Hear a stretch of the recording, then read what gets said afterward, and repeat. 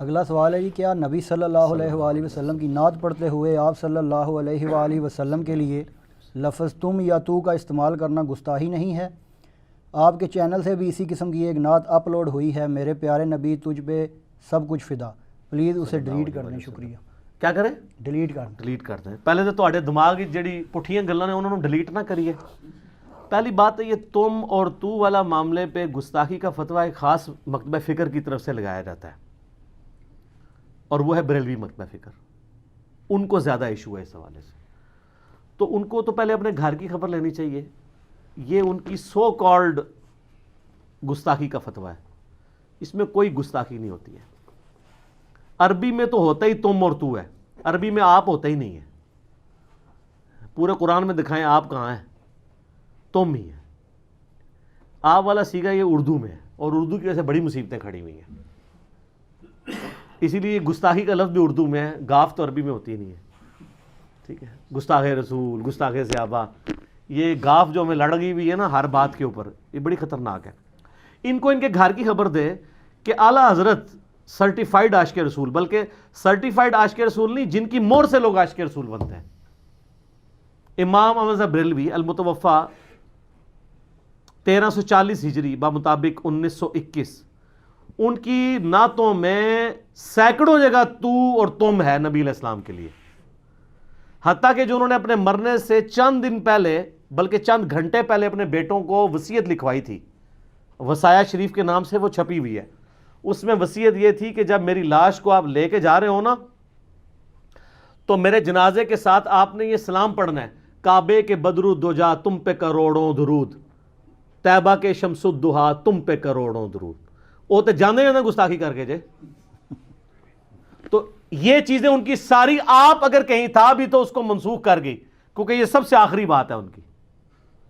اور اس پر تر رہا یہ کہ جو ان کا اپنا بیٹا ہے مفتی اعظم ہند مصطفیٰ رضا خان نوری، وہ بھی فوت ہو چکے ہیں 1981 میں، ان کی نعت بڑی مشہور ہے، تو شمع رسالت ہے عالم تیرا پروانہ، تو یہ تو تڑا تو انہوں نے بھی کی ہوئی ہے، کھاتے ہیں تیرے در کا، پیتے ہیں تیرے در کا، پانی ہے تیرا پانی، دانا ہے تیرا دانا، تو تیرا تم تڑا سارے انہوں نے خود کیے ہوئے۔ اچھا، اور اس وقت جو ان کی روحانی اولاد کے طور پہ الیاس قادری صاحب ہیں دعوت اسلامی کے، جو اس وقت دنیا میں سب سے بڑے عاشق رسول ہیں ڈکلیئرڈ، یعنی جو لوگ سمجھتے ہیں لوگوں کی ڈاکٹرائن میں، اللہ کی ڈاکٹرائن میں تو اللہ کو پتہ ہے، وہ ہمیں نہیں پتہ۔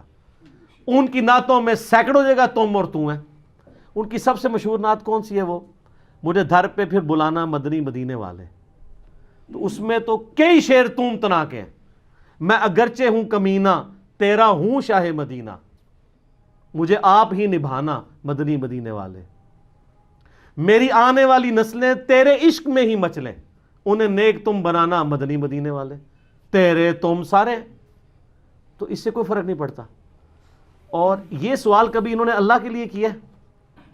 اللہ کو تو سارے تو کہہ کے بلا رہے ہوتے ہیں سوائے تبلیغی جماعت والوں کے، وہ آپ کہہ کے بلاتے ہیں۔ ادھر یہ کہیں گے نہیں جی وہ توحید پہ حرف آتا ہے، آپ سے تو جمع کا سیگا ذہن میں آ جاتا ہے، تو اللہ تو واحد ہے، تو اس لیے سنگولر کے سیگے پہ زور ہونا چاہیے۔ حالانکہ اعلیٰ حضرت کا یہ فتویٰ ہے کہ اگر اللہ کو آپ کہا جائے یہ زیادہ بہتر ہے، لیکن تم بھی جائز ہے۔ میرے نزدیک تم اور تو اللہ کے ساتھ یوز کرنا یہ زیادہ بہتر ہے، یہ اللہ کے ساتھ فرینکنس کا معاملہ ہے۔ اللہ کا ہمارے ساتھ بغیر پروٹوکول کا رشتہ ہے، انبیاء کا، صحابہ کا، اہل بیت کا، اولیاء کا، وہ پروٹوکول والا رشتہ ہے۔ اللہ تو ہمیں اس وقت بھی، اللہ تعالیٰ فرماتا ہے ہم تو تمہیں اس وقت بھی جانتے ہیں جب تم ماں کے پیٹ میں ایک جنین کی شکل میں تھے، مت کہا کرو اپنے آپ کو نیک، وہ خوب جانتا ہے کون کتنا پرہیزگار ہے۔ سورہ نجم کی آیات ہیں یہ۔ پھر قرآن میں آتا ہے کہ جب تم اپنے بستروں میں ہوتے ہو تو اللہ تعالیٰ تو اس وقت بھی تمہیں دیکھ رہا ہوتا ہے، اللہ سے تو کوئی چیز پردے میں نہیں ہے۔ لہٰذا اللہ اور بندے کا رشتہ وہ پوری فرینکنس والا ہے، اس میں یہ والے ایٹیکیٹس والے پروٹوکول نہیں ہے، خالق اور مخلوق کا رشتہ ہے نا، فل فرینکنس والا۔ باقی مخلوقات کے ساتھ اگر کوئی پروٹوکول لگاتا ہے ٹھیک ہے، لیکن اگر کوئی تم بھی کہہ لیتا ہے، تو بھی کہہ لیتا ہے، کوئی گستاخی نہیں ہے۔ اور سب سے بڑی بات ہے کہ عربی میں ہے ہی تم ہے۔ آپ اگر نبی علیہ السلام کے مبارک زمانے میں ابو جہل کا ذکر کر رہے ہوتے یا حضرت ابو بکر صدیق کا کر رہے ہوتے یا نبی صلی اللہ علیہ وآلہ وسلم کا عربی میں ذکر کر رہے ہوتے تو سیم سیغوں سے کر رہے ہوتے، چاہے آپ یعنی تھرڈ پرسن کے طور پہ کر رہے ہوتے یا سیکنڈ پرسن کے طور پہ. تو یہ گستاخی اور چھوٹی چھوٹی باتوں کے اوپر فتوے لگانا یہ اسی صورت میں ہوتا ہے جب آپ علم دین سے ناواقف ہیں. اعلیٰ حضرت نے تو ترجمہ ہی تم کیا ہے. اعلیٰ حضرت کے علاوہ کسی نے ترجمہ قل لفظ کا آپ کہہ دیجئے، ہر ایک نے یہی ترجمہ کیا ہے. آپ کسی کا ترجمہ اٹھا لیں، آپ کو قل کا ترجمہ قرآن میں کم از کم 330 دفعہ یہ لفظ آیا ہے. اے نبی آپ فرما دیجئے قل هو اللہ احد. لیکن اعلیٰ حضرت کیا ترجمہ کرتے ہیں؟ اے نبی تم کہو، اے نبی تم فرماؤ، اے نبی تم عرض کرو. قل ربی زدنی علما، سورہ طٰہٰ کی آیات ہے، ترجمہ پڑھ کے دیکھ لیں. اشری تھانوی صاحب ترجمہ کریں گے، اے نبی آپ کہہ دیجئے کہ اے اللہ میرے علم میں اضافہ فرما. لیکن اعلیٰ حضرت کیا ترجمہ کریں گے؟ اے نبی تم عرض کرو کہ اے اللہ میرے علم میں اضافہ کر دے. تو اعلیٰ حضرت کا موقف یہ ہے کہ اللہ نے نبی کو آپ نہیں کہنا، وہ اس کی مخلوق ہے، محبوب بھی ہے مخلوق بھی ہے، وہ تم کہہ کے بات کرے گا. اچھا یہ گستاخی سوائے اعلیٰ حضرت کے اور کسی نے نہیں کی ہوئی ہے. جو گستاخی نہیں میری ڈاکٹرائن میں اعلیٰ حضرت کے ترجمے کے اوپر میرا بہت پہلے کا کلپ ریکارڈڈ ہے کہ قل کا سب سے بہترین ترجمہ اعلیٰ حضرت نے کیا ہے. واقعی قل کا ترجمہ آپ کہہ دیجئے نہیں بنتا، تم فرماؤ بنتا ہے. کیونکہ نبی علیہ السلام کو جب اللہ کہے گا وہ آپ نہیں کہے گا، تم کہے گا. اور نبی جب امت تک بات پہنچائیں گے تو وہ کہیں گے نہیں، فرمائیں گے. لہذا تم فرماؤ قل هو اللہ احد، تم فرماؤ کہ اللہ ایک ہے. یہ اعلیٰ حضرت کا ترجمہ بالکل ٹھیک ہے. باقی ترجمہ کر رہے ہیں آپ کہہ دیجئے، لیکن تم تو اس میں اعلیٰ حضرت نے کہا ہوا ہے. اب بتائیں تم گستاخی ہے کہ نہیں، تو وہ جسٹیفائی کریں گے. تو اس طرح فتوے نہ لگایا کریں، اور اس طرح کے نااہل قسم کے فتوے آپ کو خود فٹ ہو جائیں گے. اعلیٰ حضرت کا تو میں نے بتا دیا، باقیوں سے سرٹیفکیٹ لینے کی ویسے ہی ضرورت نہیں ہے. ان کو تو تکلیف ہی کوئی نہیں اس مسئلے میں، چاہے وہ اہل حدیث ہوں، شیعہ ہوں اور دیوبندی ہوں. وہ تو عام بھی مطلب صحابہ کرام کے نام بھی جو ہے وہ بغیر سیدنا حضرت کے لے رہے ہوتے ہیں. آپ شیعہ کی مجالس سنیں، وہ مولا حسین کتنی بار کہتے ہیں زینب، نہ پیچھے سیدہ ہوتا ہے نہ کچھ ہوتا ہے، زینب ہی بات کر رہے ہوتے ہیں. حسین، حسن، علی، جو سب سے بڑے کسٹوڈین ہیں وہ بھی کر رہے ہوتے ہیں. عربی میں ایسے ہی ہوتا ہے، کیونکہ عربی میں گستاخی والا گاف نہیں ہوتا تو گستاخی ہوتی نہیں ہے.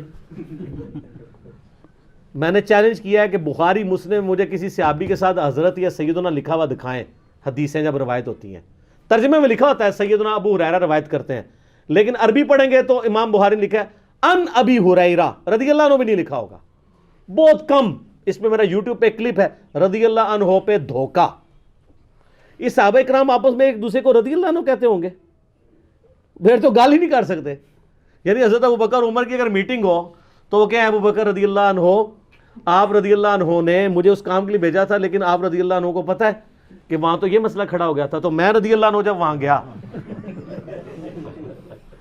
نہیں، فوت ہو جاتا تھا. یرحمک اللہ، بخاری مسلم میں ہے نا، مولا علی نے سیدنا عمر کی میت پہ کیا کہا تھا؟ یرحمک اللہ، اللہ تجھ پہ رحم کرے، بس رحمہ اللہ. یہ تو بعد میں نا ترجمے ہو کے انڈیا پاکستان میں ادب کے نام پہ جو دین میں بگاڑ پیدا کیا گیا ہے، اگر یہ بگاڑ اس طریقے سے ہماری ویڈیو سے ختم نہ ہوا تو یقین جانیے اس بگاڑ کی وجہ سے بڑے بڑے لوگ فتوے میں آ جائیں گے. اسی لیے میں کہتا ہوں کتابوں کا دین اور ہے اور بابوں کا دین اور.